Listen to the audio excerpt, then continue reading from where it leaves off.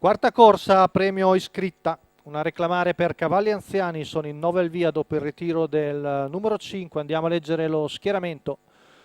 1 Rob Mabel, Gianvito D'Ambroso, 2 Mr. Charm, Edoardo Baldi, 3 Uric Trio, Marco Stefani, 4 Tommy, Antonio Greppi, 6 Trogone Jet, Patrizio Baldi. Seconda fila 7 Pensiero Adri, Adrian Gioni, 8 Per Bibi, Salvatore Valentino, 9 1P Sandro Miraglia, 10 Twitter Grad, Roberto Vecchione.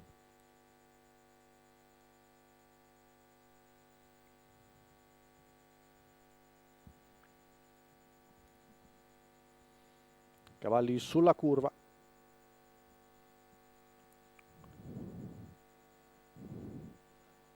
Parte piano Rob Mabel, veloce Mr. Charm davanti a Uric Trio.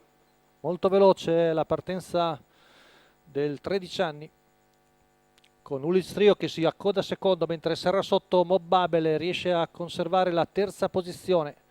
Vediamo al largo, sembra Trogone Jet che attacca. Mr. Charm però aumenta il ritmo ed è battistrada davanti a Uric Trio e Rob Mabel.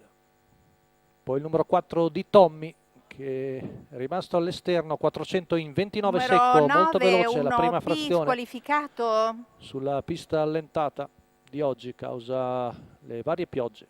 In questo momento però c'è una tregua a livello meteorologico. 600 in 44,4. Insiste al largo Trogone Jet su Mr. Charm.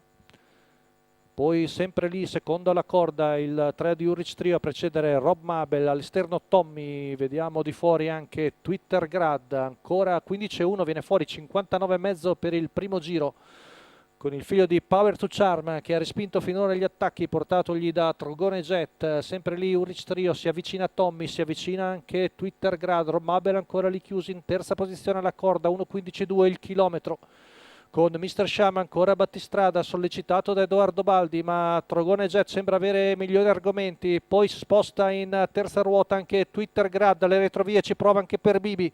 Situazione ancora da definire, retta di là in 15,4 con Trogone Jet che è andato al comando. Ora deve però fronteggiare l'attacco portatogli da Tommy, che ha al suo esterno sempre Twitter Grad. Si avvicina anche Uric Trio, siamo a 200 metri dalla conclusione con 16 per l'ultima curva. Sembra Twitter Grad aver preso vantaggio su Tommy che cerca ancora di difendersi, poi al largo Uric Trio, ultimi 50 metri ci prova Marco Stefani, poi Twitter Grad sul palo. Uric Trio viene a vincere davanti a Twitter Grad, Tommy e Pensiero Adri. Bella vittoria per il figlio di Mr. Pine Chip della scuderia Trio, con Marco Stefani che è venuto a vincere dopo aver trovato la destra libera sulla curva finale.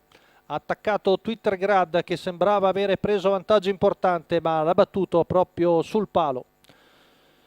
La vittoria quindi per il figlio di Mr. Pine Chip, alla quota da favorito in chiusura di 2,13 Marco Stefani, Marco Azzaroni, i colori ovviamente della scuderia Trio.